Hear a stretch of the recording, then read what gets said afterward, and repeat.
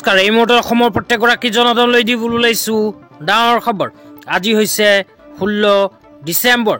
আজি অসমৰ লাখ লাখ দুখীয়াসকললৈ কেইখনমান চৰকাৰী আঁচনিলৈ দিবলৈ ওলাইছো ডাঙৰ খবৰ।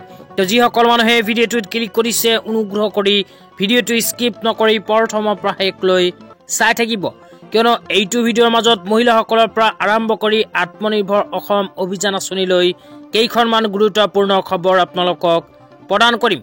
অনুগ্ৰহ কৰি ভিডিঅ'টো স্কিপ নকৰি প্ৰথমৰ পৰা শেষলৈ চাই থাকিব। লগতে মোৰ চেনেলত নতুন হলে প্লিজ চেনেলটো ছাবস্ক্ৰাইব কৰি মোৰ লগত থাকিব।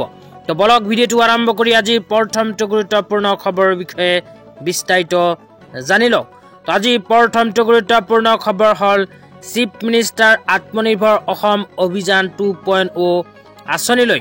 তো এইখন আঁচনিত কোনবোৰ মানুহে আবেদন কৰিব পাৰিব, আবেদন কৰাৰ পিছত কি লাভ হ'ব, আবেদন কৰাৰ বাবে কি কি যোগ্যতাৰ প্ৰয়োজন হ'ব, সবিশেষ আপোনালোকক জনাই আছো। তো অনুগ্ৰহ কৰি ভিডিঅ'টো স্কিপ নকৰি প্ৰথমৰ পৰা শেষলৈ চাই থাকিব। তো আপোনালোকে মোবাইল স্ক্ৰীনত চাব পাৰিছে এনেকৈ এখন আপডেট ইতিমধ্যে আমাৰ হাতত আহি পৰিছে। তো ইয়াতে লিখা আছে মুখ্যমন্ত্ৰী আত্মনিৰ্ভৰ অসম অভিযান 2.0 আঁচনি। অসমৰ মুখ্যমন্ত্ৰী শ্ৰী হিমন্ত বিশ্ব শৰ্মাই অসমত মুখ্যমন্ত্ৰী আত্মনিৰ্ভৰ অসম অভিযান আঁচনি মুকলি কৰিছে, যিখন আঁচনি সাধাৰণতে CMAA 2.0 আঁচনি বুলি জনা যায়। এই আঁচনিৰ অধীনত ৰাজ্যৰ মুঠ 2 লাখ নিবনুৱা যুৱক যুৱতীক অসম চৰকাৰৰ পৰা লাভৱান হ'ব। এই যুৱক যুৱতীসকলে 2024-25 বিত্তীয় বৰ্ষত 1 লাখ টকা আৰু 2025-26 বৰ্ষত 1 লাখকৈ টকা লাভ কৰিব। তো ইয়াতে কোৱা অনুযায়ী যিসকলে মুখ্যমন্ত্ৰী আত্মনিৰ্ভৰ অসম অভিযান আঁচনিত আবেদন কৰিব সেইসকলক প্ৰদান কৰিব 2 লাখকৈ টকা।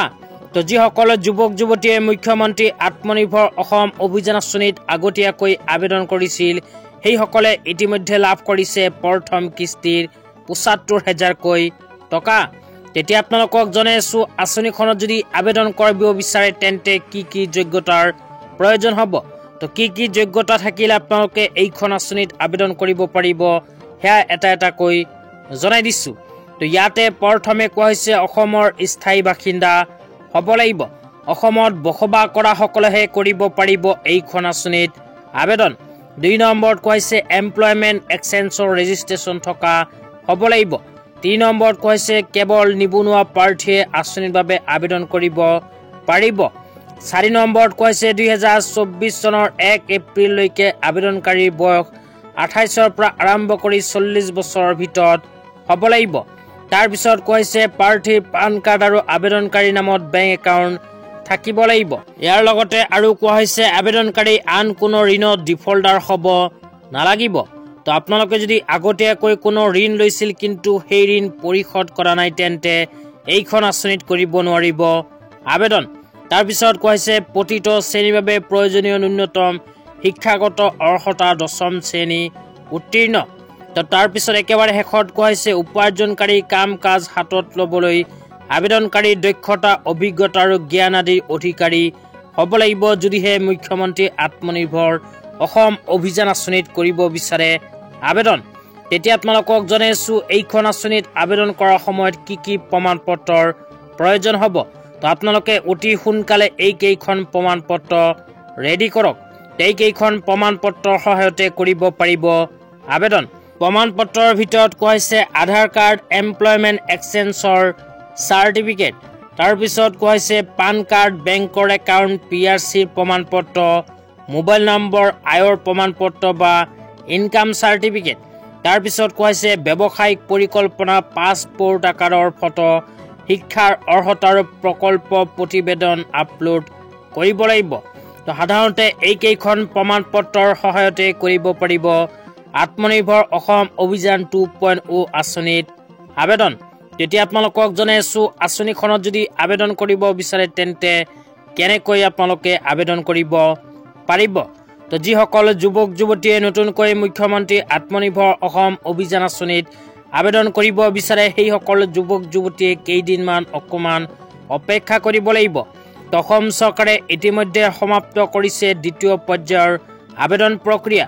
আকৌ যেতিয়া নতুনকৈ আবেদন আৰম্ভ কৰিব তেতিয়া আপোনালোকে নিজৰ হাতত থকা মোবাইল ফোনটো দিয়ে কৰিব পাৰিব আবেদন তো আবেদন সম্পৰ্কে যদি সঠিক তথ্য চাই থাকিব বিচাৰে তেন্তে মোৰ চেনেলটো সাবস্ক্ৰাইব কৰি মোৰ লগত থাকিব তেতিয়া আপোনালোকক দিবলৈ লৈছো আজি দ্বিতীয়টো খুবেই গুৰুত্বপূৰ্ণ খবৰ তো আজি দ্বিতীয়টো গুৰুত্বপূৰ্ণ খবৰ হল আত্মসহায়ক গোটৰ মহিলাসকলৰ বাবে তো যিসকল আত্মসহায়ক গোটৰ মহিলাসকলে 10,000 টকা পোৱাৰ বাবে ফৰ্ম ফিল আপ কৰি জমা দিছিল সেই সকল মহিলাৰ ইতিমধ্যে আৰম্ভ হৈ গৈছে ভেৰিফিকেশ্যন তো আত্মসহায়ক গোটৰ মহিলাসকলে অহা 21 ডিসেম্বৰ তাৰিখৰ ভিতৰত নিজৰ নামখন কৰিব লাগিব ভেৰিফিকেশ্যন অন্যথা আপোনালোকে মুখ্যমন্ত্ৰী মহিলা উদ্যমিতা অভিযান আঁচনিৰ ফৰ্ম ফিল আপ কৰি জমা দিলেও কিন্তু 10,000 টকা নাপাব তো আপোনালোকৰ অঞ্চলৰ অংগনবাদী কৰ্মীসকলৰ লগত যোগাযোগ কৰি আপোনালোকে নিজৰ নামখন ভেৰিফিকেশ্যন